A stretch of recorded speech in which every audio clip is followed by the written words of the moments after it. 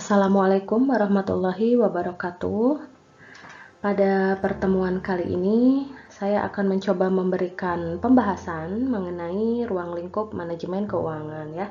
Nah, seperti yang kita ketahui bahwa salah satu goal dari perusahaan yaitu adalah untuk memperoleh laba ya. Dalam memperoleh laba, tentu saja dibutuhkan yang namanya pengaturan atau pengelolaan aset yang efektif dan efisien. Agar apa? Agar tercapai tujuan yang diharapkan atau tujuan dari organisasi atau perusahaan tersebut ya. Nah, pengaturan keuangan ini sering juga disebut dengan manajemen keuangan, yang mana manajemen keuangan ini merupakan kegiatan yang di dalamnya meliputi bagaimana cara memperoleh dana, kemudian bagaimana menganggarkan dana tersebut untuk kegiatan operasional perusahaan, yang kemudian nantinya akan dikontrol atau dikendalikan. Baik, sebelum lanjut kepada materi inti, terlebih dahulu akan saya jelaskan pengertian dari manajemen keuangan ya. Nah, di sini sebetulnya ada beberapa atau mungkin banyak definisi yang menjelaskan pengertian dari manajemen keuangan itu sendiri ya.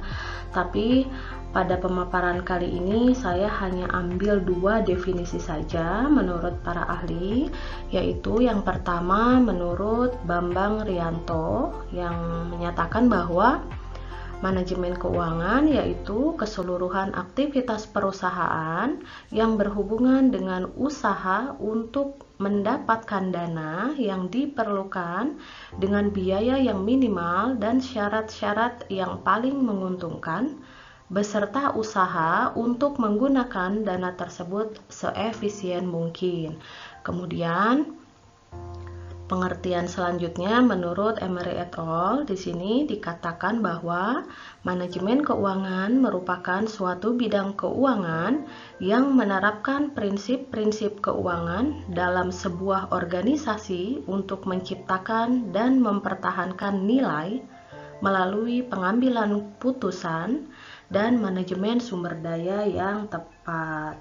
Nah, dari kedua definisi tersebut, kita dapat ambil kesimpulan bahwa secara garis besar manajemen keuangan adalah segala kegiatan yang berhubungan dengan bagaimana cara memperoleh dana sebagai modal kerja ya, dan juga pembelian aset tetap, yang kemudian dana tersebut ditentukan juga bagaimana cara menggunakannya atau mengalokasikannya, yang kemudian nantinya dikelola ya aset tersebut, aset yang dimiliki dengan cara yang tepat ya. Nah, dalam prakteknya manajemen keuangan ini merupakan tindakan yang diambil dalam rangka menjaga kestabilan keuangan dan juga nilai dari perusahaan itu sendiri, yang tentunya dalam pelaksanaannya dibutuhkan prinsip-prinsip yang mendasari manajemen keuangan ya, seperti pada salah satu definisi di sini bahwa manajemen keuangan ini merupakan suatu bidang keuangan yang menerapkan prinsip-prinsip keuangan dalam sebuah organisasi, dari definisi yang kedua ini ya. Nah, prinsip-prinsip keuangan ini diantaranya adalah akuntabilitas, konsistensi, kelangsungan hidup, transparansi, standar akuntansi, integritas, dan juga pengelolaan ya. Nah, untuk penjelasan dari prinsip-prinsip keuangan ini mungkin akan dibahas pada materi lain waktu. Oke, untuk selanjutnya kita masuk ke tujuan dari manajemen keuangan ya. Nah, di sini definisi yang saya ambil berdasarkan para ahli juga hanya ada dua yang saya ambil ya, yaitu yang pertama dari Sutrisno yang menyatakan bahwa tujuan manajemen keuangan adalah meningkatkan kemakmuran para pemegang saham atau pemilik ya. Kemakmuran para pemegang saham diperlihatkan dalam wujud semakin tingginya harga saham. Sedangkan menurut pendapat yang lain, Di sini tujuan dari manajemen keuangan adalah memaksimumkan nilai perusahaan ya. Nilai perusahaan di sini bermakna lebih luas dan lebih umum daripada memaksimumkan laba ya. Nah, dari dua definisi tersebut dapat diambil kesimpulan bahwa tujuan dari manajemen keuangan adalah memaksimumkan laba dan lebih luasnya lagi yaitu untuk meningkatkan nilai perusahaan dengan semua keputusan dan tindakan yang berkaitan dengan keuangan ya. Yang mana kembali lagi ke tujuannya yaitu untuk memakmurkan pemilik dan juga investor atau pemegang saham. Kemudian selanjutnya ada fungsi dari manajemen keuangan. Di sini ada 3 fungsi dari manajemen keuangan menurut Sutrisno. Yang pertama adalah keputusan investasi. Dari fungsi ini kaitannya adalah bagaimana manajer keuangan mengalokasikan dana ke dalam bentuk-bentuk investasi. Jadi pengalokasiannya ini seorang manajer keuangan harus tepat gitu ya dalam menentukan investasi mana yang akan dipilih. Karena ini tentu saja akan mempengaruhi tingkat keuntungan bagi perusahaan di masa yang akan datang. Nah, oleh karenanya, manajer keuangan perlu mempertimbangkan bentuk-bentuk investasi apa saja yang akan dipilih. Karena seperti yang kita tahu bahwa setiap investasi itu pasti mengandung resiko atau ketidakpastian gitu ya. Nah, resiko dan return atau pengembalian yang diharapkan dari sebuah investasi itu akan sangat mempengaruhi pencapaian tujuan dari perusahaan tersebut. Kemudian, fungsi yang kedua dari manajemen keuangan ini adalah keputusan pendanaan. Keputusan pendanaan ini kaitannya adalah dengan struktur modal ya. Nah, pada keputusan ini, manajer keuangan dituntut untuk bisa menganalisis dan juga mempertimbangkan kombinasi dari sumber-sumber dana yang ada. Seperti yang kita tahu bahwa aset itu kan terdiri dari 2 sumber, yaitu modal sendiri dan juga hutang. Nah, jadi manajer keuangan harus mampu mengambil keputusan mengenai pendanaan yang berasal dari kedua sumber tersebut guna membelanjai kegiatan usaha dan juga mengalokasikan ke dalam bentuk investasi. Dan yang terakhir adalah keputusan dividen. Dividen di sini adalah keuntungan atau besarnya laba perusahaan yang akan dibagikan kepada para pemegang saham atau investor. Nah, dalam hal ini salah satu tugas dari manajer keuangan adalah untuk menentukan besarnya persentase laba yang akan dibagikan kepada para pemegang saham dalam bentuk cash dividend. Nah, seorang manajer itu harus mampu membaca dan juga memahami bentuk-bentuk dari laporan keuangan ya, guna tadi sebagai dasar pengambilan keputusan. Nah, di sini ada 2 bentuk laporan keuangan, yaitu neraca dan laba rugi. Kalau neraca, ini bentuk laporan keuangan yang di dalamnya menunjukkan posisi keuangan pada periode tertentu. Sedangkan pada laba rugi, ini menunjukkan hasil kegiatan perusahaan dalam periode tertentu. Jadi hasil akhir dari suatu periode ya, untuk melihat apakah perusahaan tersebut mendapatkan laba atau keuntungan atau justru sebaliknya. Nah, berikut ini adalah contoh dari neraca, dari bentuk neraca ya. Di kolom sebelah kiri ini ada aktiva yang di dalamnya itu terdapat komponen aset, baik aset lancar maupun aset tetap ya. Nah, aset lancar ini adalah aset yang mudah diubah ke dalam uang tunai atau mudah dicairkan. Jadi sifatnya ini liquid ya. Nah, di sini total dari aset tetapnya itu adalah Rp341.850. Kemudian selanjutnya ada aktiva atau aset tetap. Aset tetap di sini adalah aset yang sama sekali tidak liquid atau tidak mudah dicairkan, tetapi tentu saja memiliki manfaat yang lebih dari 1 tahun gitu ya. Nah, contohnya seperti tanah, bangunan, mesin, dan kendaraan ya. Di sini total aktiva tetapnya adalah Rp464.650. Nah, sehingga total aktiva ini jika kita jumlahkan aset tetap dengan aset lancar, maka diperoleh nilai sebesar Rp806.500 ya. Selanjutnya pada kolom sebelah kanan di sini ada yang disebut dengan pasiva. Pasiva ini menunjukkan sumber dana yang ada pada perusahaan ya, yang tentu saja terdiri dari hutang dan juga modal. Nah, hutang di sini dibagi menjadi 2, ada hutang lancar dan juga ada hutang jangka panjang, atau hutang lancar disebut juga sebagai hutang jangka pendek ya. Dengan total hutang lancar sebesar Rp65.500 dan hutang jangka panjang atau dalam hal ini adalah obligasi yaitu sebesar Rp150.000. Di sini dalam ribuan ya.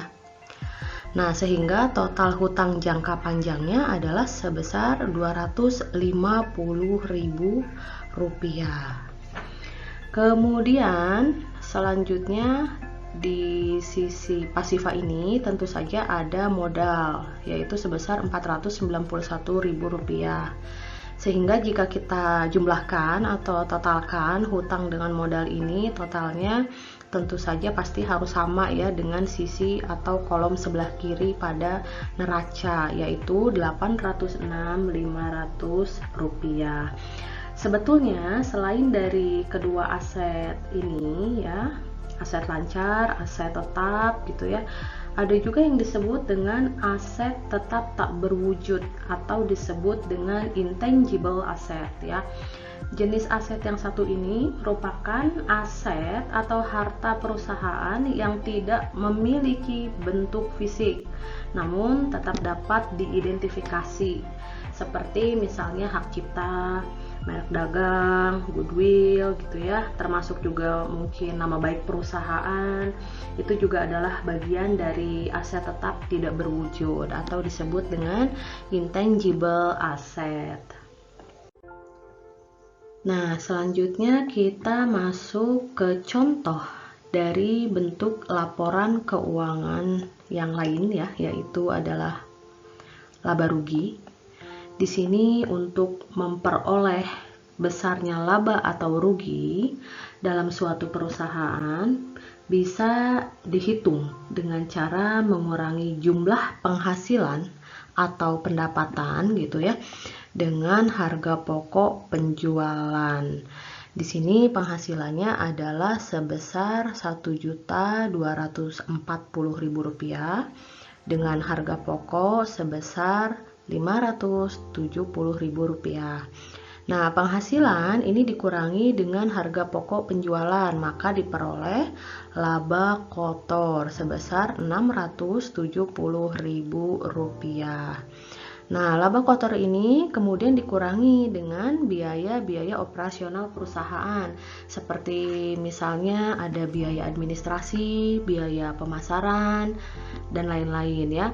Di sini kita asumsikan biaya operasinya adalah sebesar Rp265.000.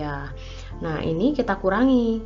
Laba kotor dikurangi dengan biaya operasional ya. Kemudian diperoleh nilai EBIT atau Earning Before Interest and Tax, atau disebut juga dengan laba sebelum bunga dan pajak, yaitu sebesar Rp405.000. Aduh, ngelingkarinya nggak rapi ya, sorry ya.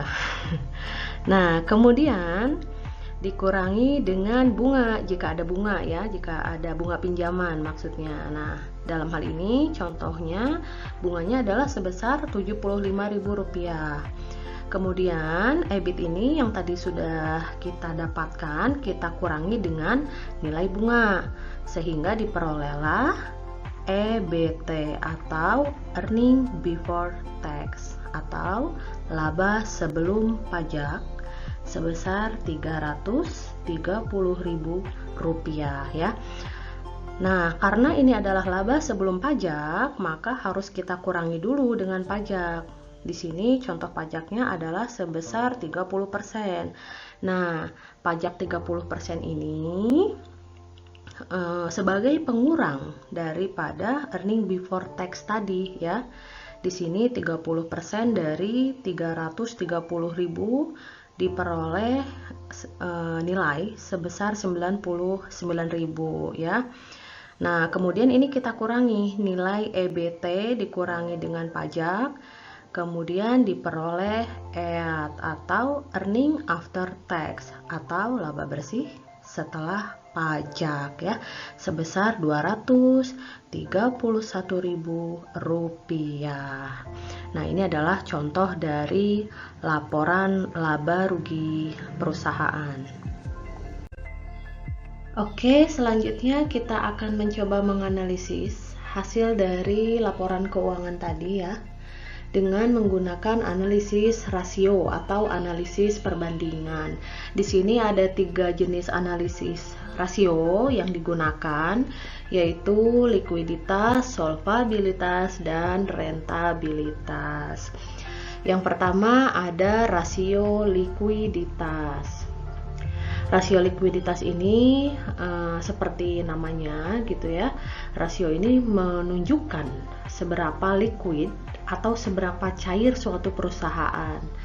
Nah, rasio ini bertujuan untuk mengetahui seberapa besar kemampuan perusahaan dalam membayar hutang jangka pendek atau hutang lancar. Karena kalau liquid itu kan artinya berkaitan dengan aset lancar atau current asset dan juga hutang lancar gitu ya, kaitannya dengan aset dan hutang lancar saja, sehingga untuk mengetahui seberapa besarnya rasio tersebut digunakan rumus aset lancar dibagi dengan hutang lancar. Nah, jika besarnya rasio likuiditas ini di atas dari 1, maka dapat dikatakan bahwa perusahaan tersebut cukup liquid atau cair dalam memenuhi kewajiban jangka pendek atau hutang lancar ya. Nah, kemudian yang kedua ada rasio solvabilitas.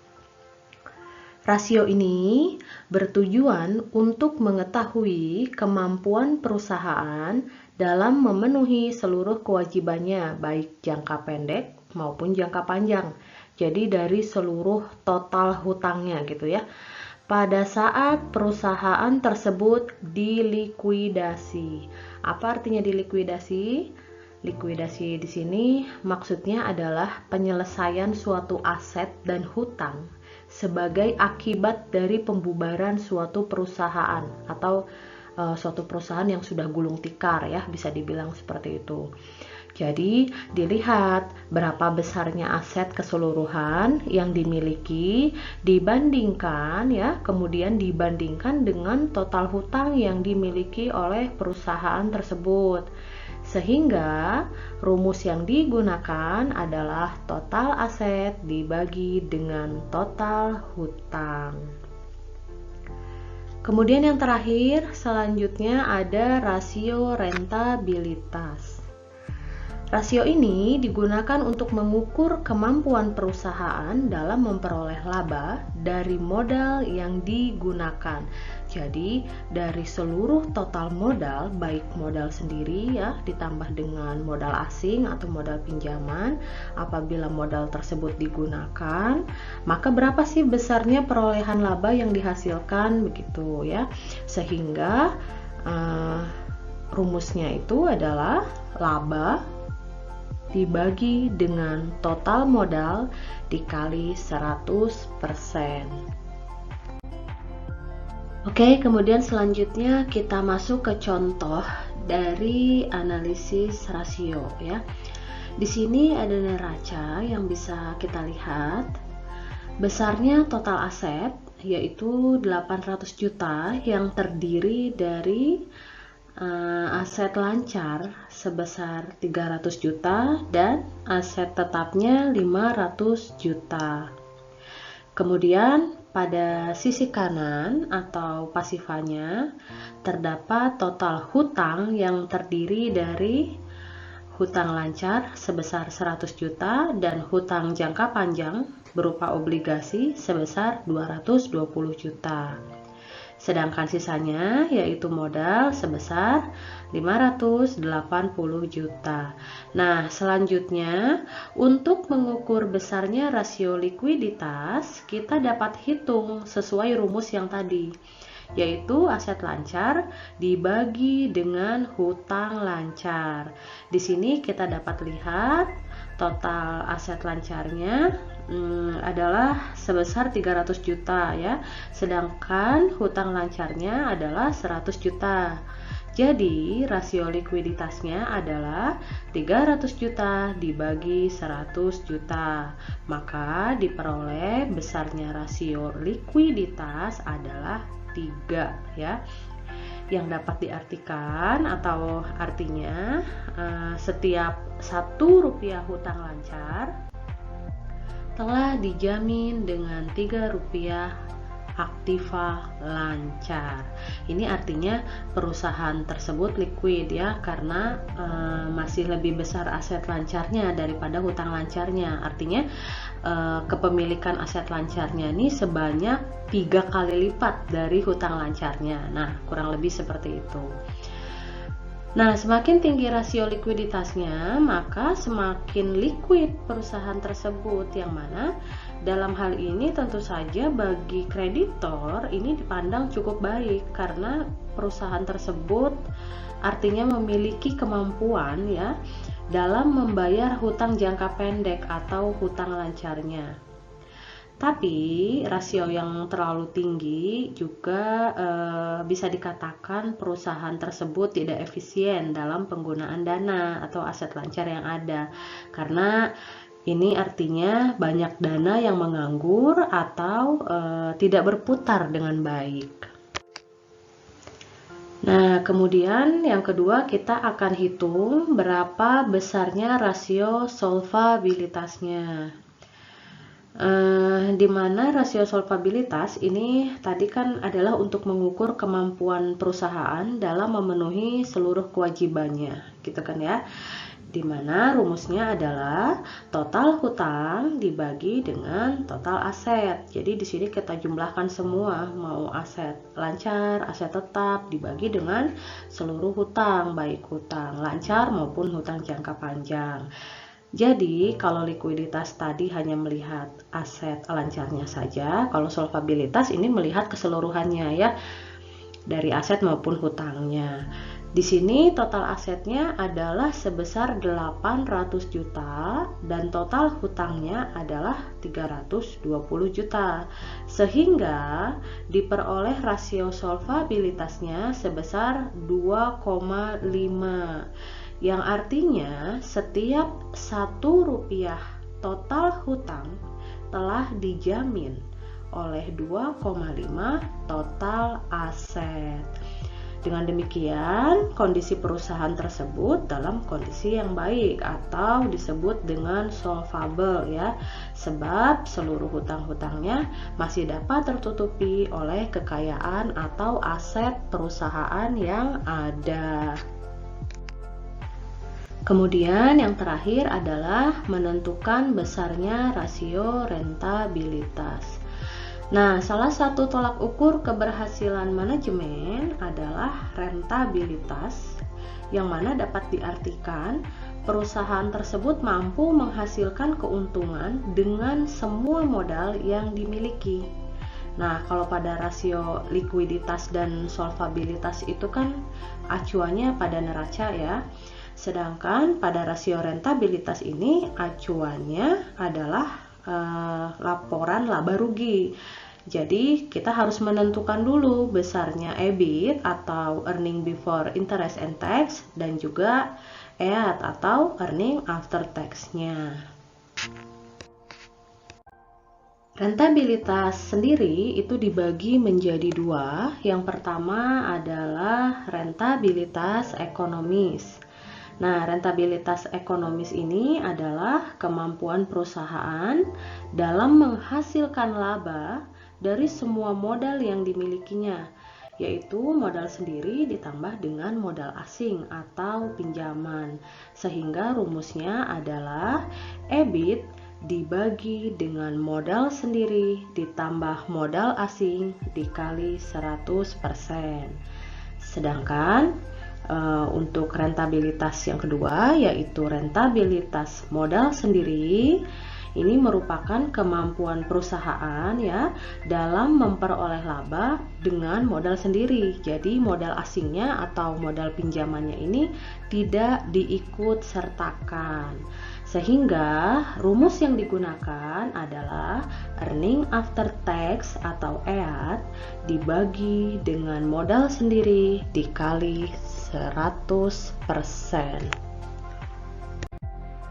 Oke, selanjutnya kita masuk ke contoh soal untuk perhitungan rasio rentabilitas ya. By the way, ini backgroundnya kalian banget gak sih kalau lagi dikasih tugas sama dosen? Penting ya.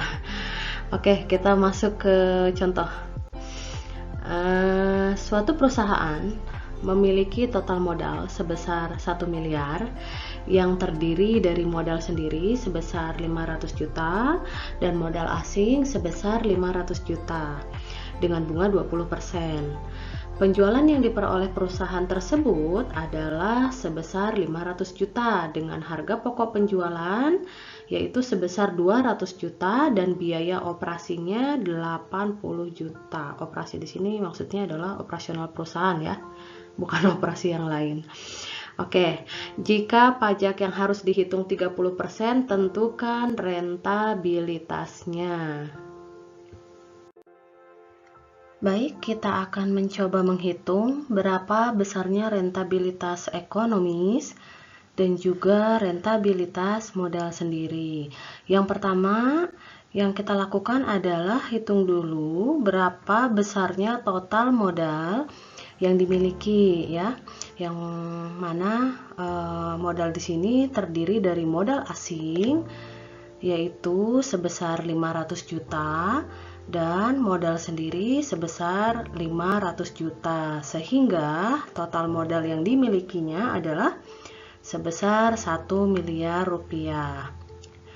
Nah, kemudian selanjutnya untuk mengetahui besarnya rentabilitas ekonomis maupun modal sendiri, kita harus tentukan dulu berapa besarnya earning before interest and tax dan juga earning after tax-nya, yaitu dengan cara membuat laporan laba rugi ya, seperti yang sudah saya jelaskan di slide sebelumnya.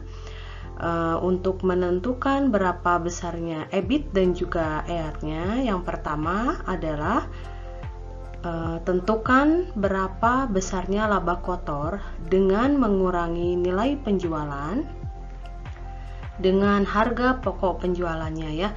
Di sini penjualannya sebesar 500 juta dikurangi dengan harga pokok penjualannya sebesar 200 juta sehingga diperoleh besarnya laba kotor sebesar 300 juta rupiah ya. Nah, selanjutnya laba kotor ini kita kurangi dengan biaya operasi atau operasional perusahaan ya. Dalam hal ini jumlah dari biaya operasinya adalah sebesar 80 juta sehingga diperoleh laba kotor dikurangi biaya operasi diperoleh earning before interest and tax yaitu sebesar 220 juta. Nah, selanjutnya kita kurangi lagi. Earning before interest and tax ini kan adalah laba sebelum bunga dan pajak ya. Bunganya tadi adalah dari modal asing sebesar 20% per tahun. Jadi total bunga adalah sebesar 100 juta rupiah, yaitu 20% dari 500 juta. Karena tadi modal pinjamannya kan adalah 500 juta ya. Kemudian EBIT dikurangi bunga menghasilkan EBT atau earning before tax, yaitu sebesar 120 juta rupiah. Nah, selanjutnya yang terakhir kita kurangi dengan besarnya pajak, yang mana dalam soal tadi besarnya pajak adalah 30%. 30% ini adalah kita hitung 30% dari 120 juta ya. 30% dari 120 juta atau nilai EBT-nya yaitu dihasilkan 36 juta rupiah, sehingga total dari earning after tax-nya adalah sebesar 84 juta rupiah. Nah, selanjutnya kita hitung berapa besarnya rentabilitas ekonomisnya ya. Nah, rentabilitas ekonomis ini adalah rumusnya tadi EBIT atau earning before interest and tax dibagi dengan modal sendiri ditambah dengan modal asing. Modal asing kan tadi 500 juta, modal sendiri juga 500 juta, sehingga jumlahnya adalah 1 miliar rupiah ya, dikali dengan 100%. Maka diperoleh rentabilitas ekonomisnya yaitu sebesar 22% ya. Kemudian menentukan rentabilitas modal sendiri, tadi rumusnya adalah earning after tax atau EAT dibagi dengan modal sendiri ya, yaitu sebesar 500 juta rupiah dikali dengan 100%, maka diperoleh besarnya rentabilitas modal sendiri yaitu sebesar 16,8%. Nah, jadi kalau misalnya ditanya kira-kira perusahaan akan menggunakan modal sendiri saja atau modal sendiri ditambah dengan modal asing, di sini bisa dilihat rentabilitas mana yang paling besar prosentasenya begitu ya. Nah, dari contoh soal ini rentabilitas ekonomis menghasilkan prosentase yang lebih besar daripada rentabilitas modal sendiri, yaitu sebesar 22%, sehingga perusahaan bisa menentukan penggunaan dana berdasarkan modal sendiri ditambah dengan modal asing ya. Sekian untuk pemaparan dari materi ruang lingkup manajemen keuangan ini, beserta tadi ada beberapa contoh dari analisis rasionya. Untuk lebih rinci dari pemaparan mengenai analisis rasionya akan dibahas di materi selanjutnya ya, karena memang sebetulnya masih ada beberapa lagi analisis rasio. Jadi yang tadi saya sampaikan itu hanya sedikit contoh saja untuk bagaimana cara menganalisis sebuah laporan keuangan ya. Terima kasih untuk perhatiannya. Insya Allah kita berjumpa lagi pada materi selanjutnya. Wassalamualaikum warahmatullahi wabarakatuh.